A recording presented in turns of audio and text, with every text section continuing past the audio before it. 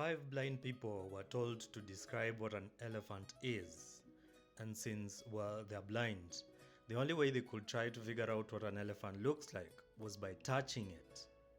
The first one touched the side of the elephant, and when he was asked, "What does the elephant look like?"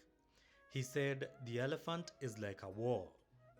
The second one touched the elephant's tail, and when they asked him, he said, "The elephant is like a rope."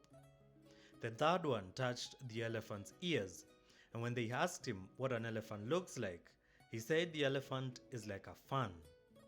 The fourth one touched the elephant's leg, and he said the elephant is like a tree.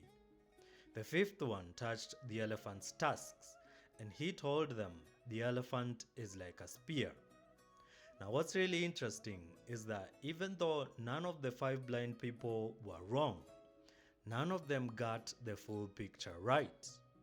Each of them was right in their perspective because everything they described is what an elephant looks like.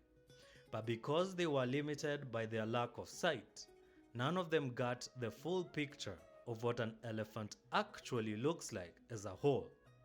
This is the same thing that happens with the philosophical frameworks we call the religions of the world. Each religion is like one of the five blind men. You have a perspective of the truth of God, but you don't have the full picture. No one has the full picture of what spirit really is, because just like those blind people, we are limited by our mind's capacity for understanding. Spirit or God is infinite, and that means a human mind cannot understand what it is. We can grasp fleeting ideas of the truth, but we can never truly know the fullness of the truth of God. And those fleeting ideas are what the world's religions are built on. That's why it's messed up for anyone to say that their way is the only right way, that their understanding of God is the only understanding of God that is true. Anyone who says that is like the blind man touching the tail of the elephant and then telling everyone that he's the only one who knows what an elephant looks like. He actually doesn't. He has a perspective of the truth, but he doesn't have the whole truth.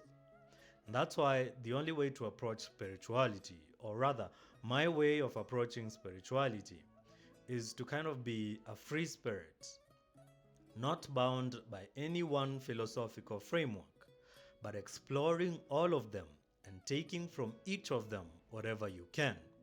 Because when you combine the perspectives of each of the five blind people and put all of their ideas and perspectives together, you actually kind of start to get a fuller picture of what an elephant really looks like.